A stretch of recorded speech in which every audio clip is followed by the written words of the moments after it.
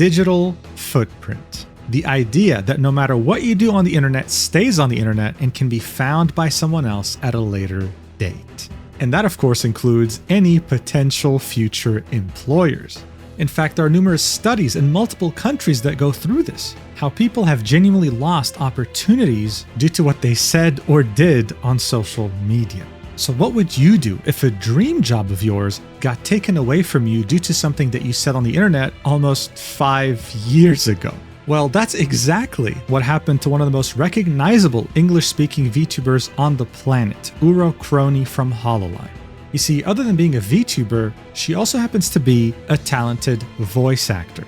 This is why for her, getting to voice in the game Eternal Return, a MOBA game that's pretty popular in South Korea, was an opportunity that she very much looked forward to, especially seeing that she was going to represent a character that was very hyped by the community. So imagine her shock, as she had already voiced this character to completion. As we were nearing the release date for this character, she would find out through a random public post from the Japanese Twitter page of the game that she was getting fired effective immediately. The reason? A terrible joke that she had made around 5 years ago back in 2021, a one-liner. And when I say terrible joke, I don't mean that it was offensive or anything. No, terrible as in it was a dad joke. It was the most harmless, lamest thing you've ever heard in your life. To say that this decision had caused controversy is an understatement because it caused an earthquake. So much so that it might have single-handedly destroyed any chance this game has of reaching a non-South Korean audience. So what the hell happened and how did we get here? Well, let's talk about it. Alright, so the studio at the center of this controversy is none other than Nimble Neuron. It was established shortly before the pandemic as a result of a merger from two different studios. After that merger, they would decide to work on their main project, Eternal Return: Black Survival. And on October 14th, 2020, it would come out on Steam Early Access. Now, it's easy to mistake Eternal Return as some indie game that wouldn't make much of an impact in the gaming industry, but not everyone shared that opinion. Like, for example, Kakao Games, one of the biggest gaming conglomerates in South Korea, who would partner up with Nimble Neuron to publish the game. This partnership would allow them to take the marketing of the game to the next level. That's because, okay, listen, the K-pop group aespa would drop a music video for the song Next Level in collaboration with Eternal Return. You simply don't see this every day, even in South Korea, the land of K-pop. aespa in particular wasn't some low-tier K-pop group that no one had heard of. It must have cost a fortune to hire them to do this. Kakao Games was putting a lot of hope in Eternal Return, and I mean, why is that? What made this game so special? Well, it's combined two of the most popular gaming genres in South Korea together. The first one being MOBAs, like League of Legends or Dota 2. The other genre that was combined with MOBAs was Battle Royales. You might think it's a dead genre, especially with their diminished popularity in the West, but man, are they still popular in Asia. In fact, PUBG makes most of its revenue right now from China, and they're also pretty damn popular in South Korea. So, with these two genres combined, Kakao Games was hoping to make bank here. But how did the game work?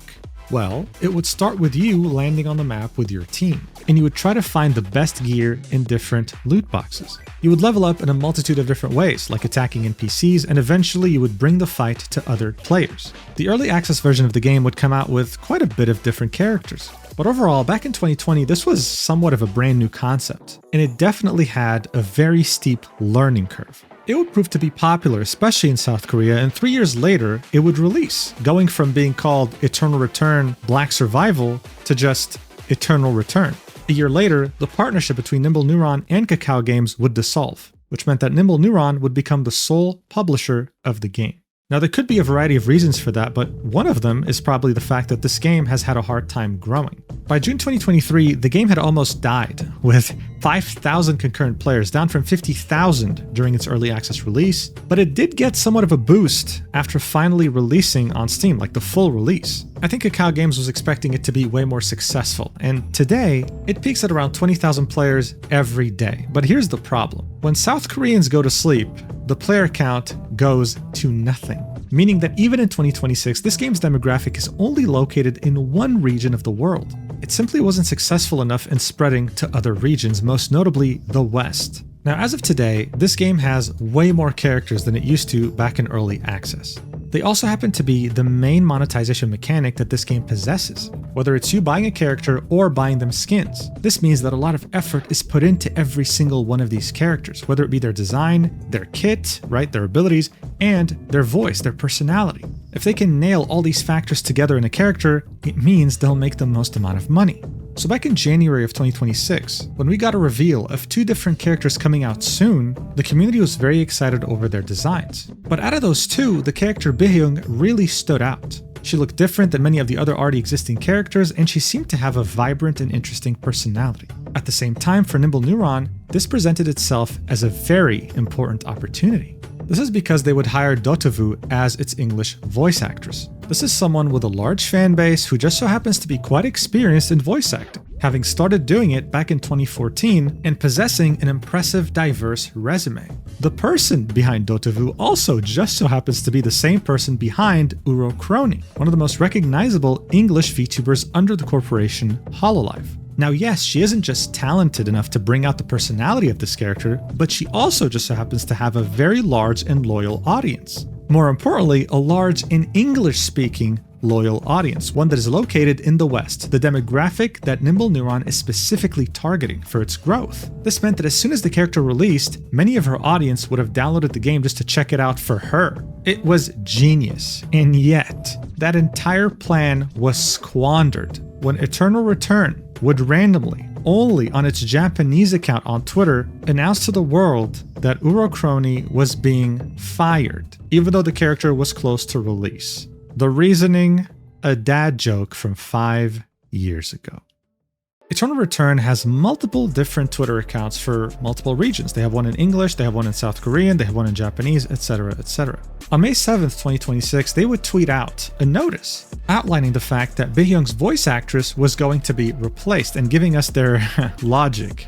It would be viewed almost 4 million times, and as you can see from the comment to like ratio and the fact that the post got ratioed multiple times, yeah, people weren't very happy about that. They would also post the same statement on their website. I'll read that one because the one on Twitter was translated from Japanese to English and it's not really a perfect translation. Here's what they'd have to say. Hello Lumia Island survivors. Thank you for your support for our newest character, Baehyung.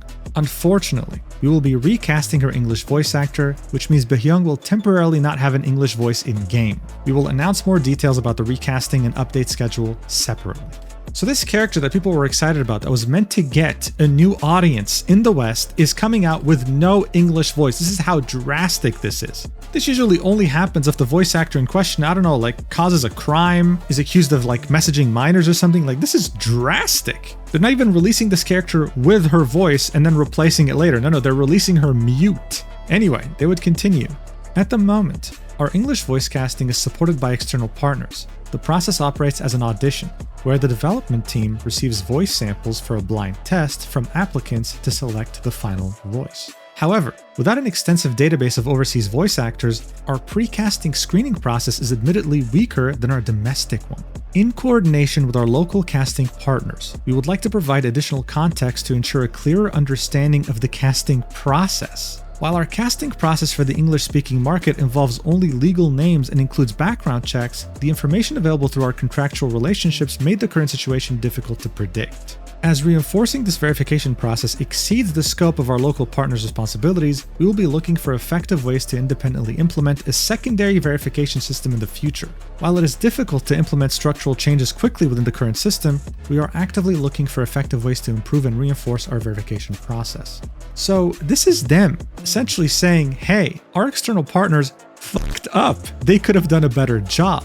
We're going to step in to ensure there's another layer of verification for whoever we cast for English voice acting, making it seem like they had hired someone like Dr. Disrespect by mistake. This made it sound like whatever the voice actress behind Baehyung did was drastic. It was unforgivable to the point where the character had to release muted. This spread quickly, and even the English-speaking community of Eternal Return was dumbfounded. To them, even though they didn't watch VTubers, this was still a big deal, because this game, as I told you already, was lacking in English-speaking players, in Western players. Having a voice actress with such a large following was a major step for this game to finally spread to non-South Koreans. So what could have the voice actress possibly done here to warrant getting fired publicly to the point where we can't even hear her voice? Well, the reason for this firing was because of a joke she had made almost 5 years ago while she was playing the early access version of this game during a sponsored stream. The stream itself was done on Ouro Kronii's channel, okay? Not on Dotovu's channel. This is like you working at, I don't know, Microsoft and having a side business on Etsy and someone telling you they can't work with you on your Etsy because you work at Microsoft.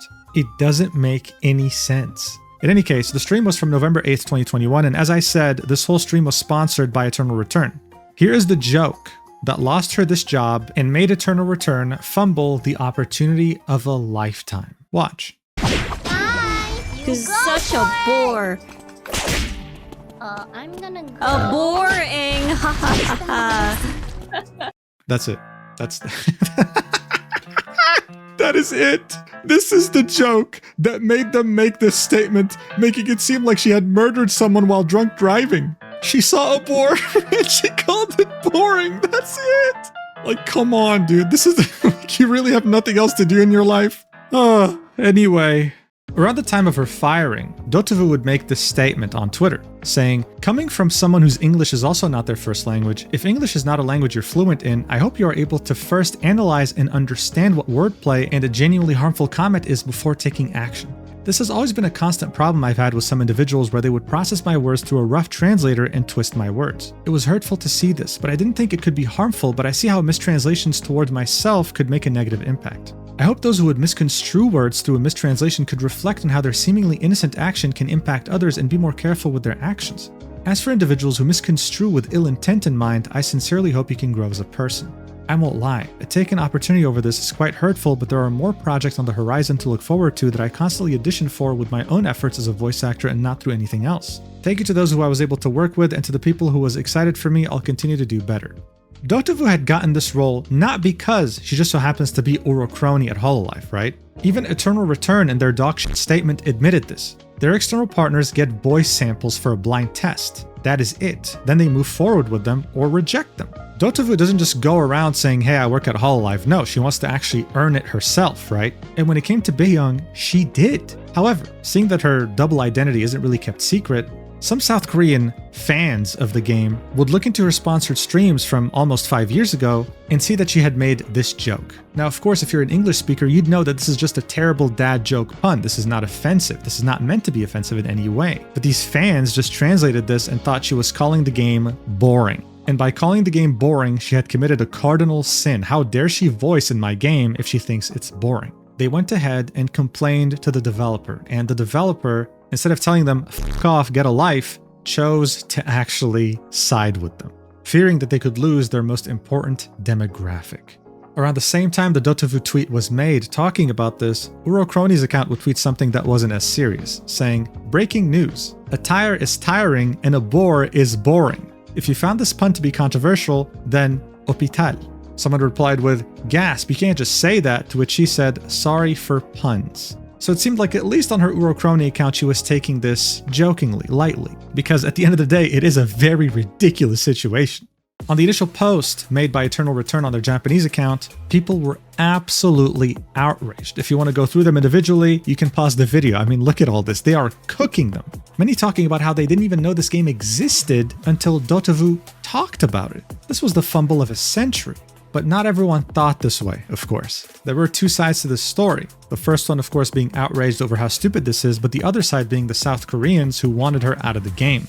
Those people would be outraged that she would tweet, "Breaking news, a tire is tiring and a bore is boring," saying things like, "No sense of professionalism whatsoever." And instead of reflecting on their actions, they get pissed off and fill up on nothing but pissing contests. It's truly pathetic to watch.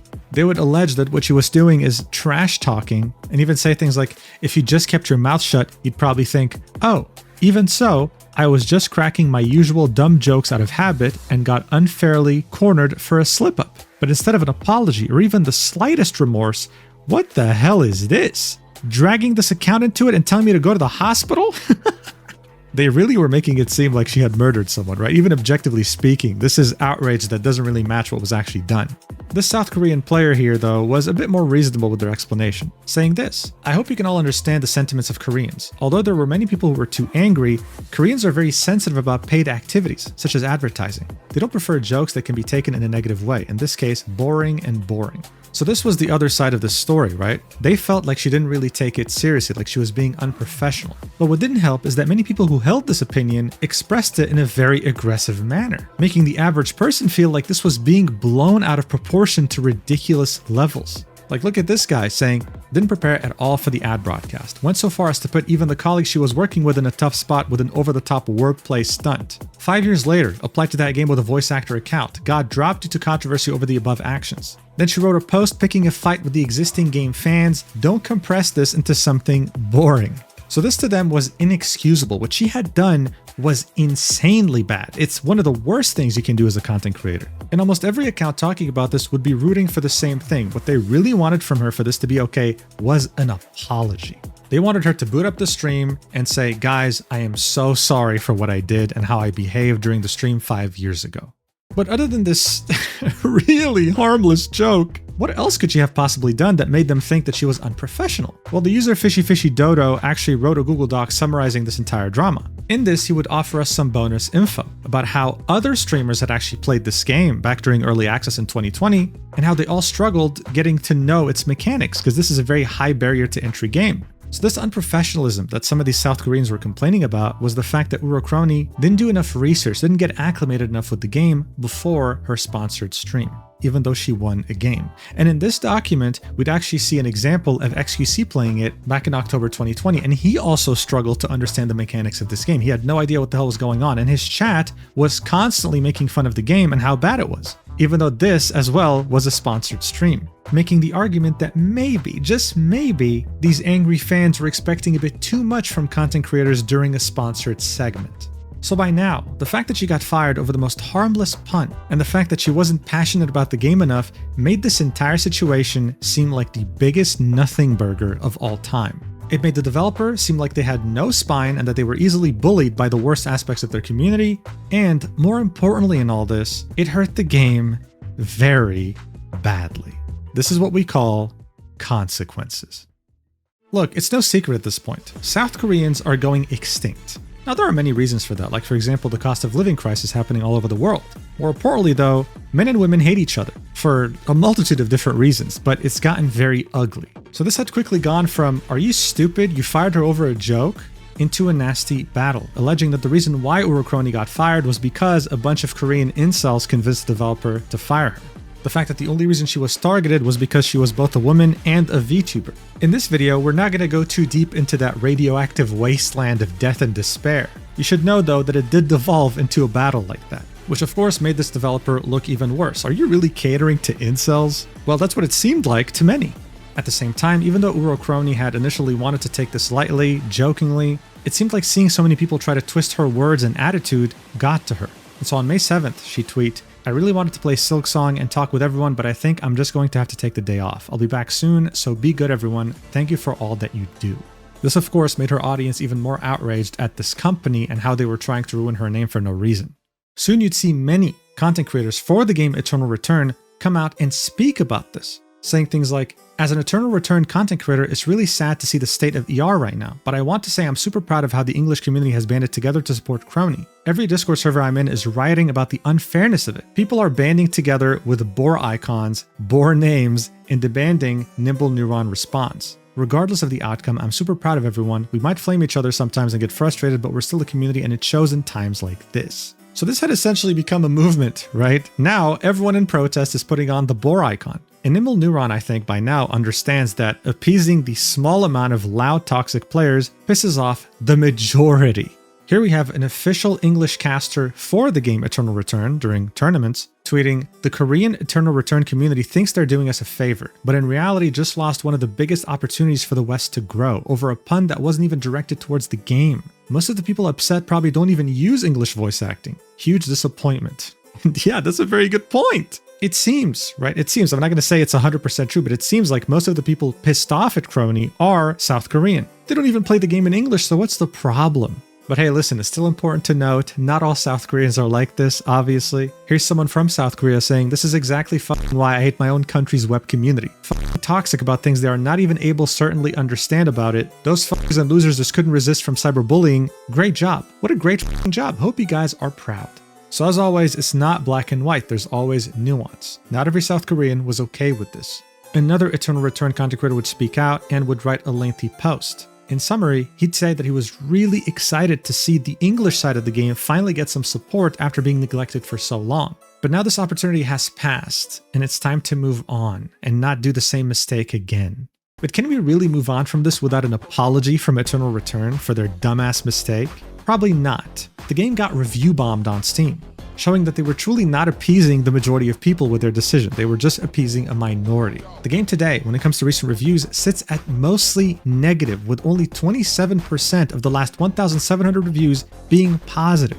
This story spread like wildfire, whether it be on Twitter, whether it be in news articles, whether it be in videos like this one. People who have never heard of the game are now aware of its existence and will probably never play it because they'll constantly be reminded of this. No, unlike what you might have already been told, not all publicity is good publicity. I had never heard of this game before. Many people had never heard of this game before. And now when someone thinks of Eternal Return, they'll think of how they can't handle a dad joke. They'll also ironically think of the word boring.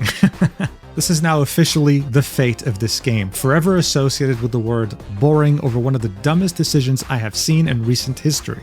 But hey, a few days after taking a break, Ouro Kronii would come back on May 10th and would tweet out, "I've noticed and have read them. Thank you. Best community ever, and I feel loved. As always, I will never take it for granted. Thank you." So hey, in the end, Ouro Kronii lost a voice acting role she was looking forward to. Whatever. She still has her incredible community to thank, and as she had already mentioned, has a lot of interesting projects lined up. Those projects will benefit not just from a very talented voice actress, but also from a very loyal community. Something that Eternal Return and their developer Nimble Neuron will never get to experience because of their dumbass decision making. I hope that Ouro Kronii continues to make the worst dad jokes in existence, and I hope that other developers can see and learn from this so that they don't seek to appease the wrong people with their decisions. Thank you so much for watching until the end. I really appreciate it. If you want to see some extra yapping videos from me, then definitely make sure to check out stacked.com. It's like Patreon, but better. And I'll see you in the next video, whenever that is. I love you so much, platonically, of course. Mwah!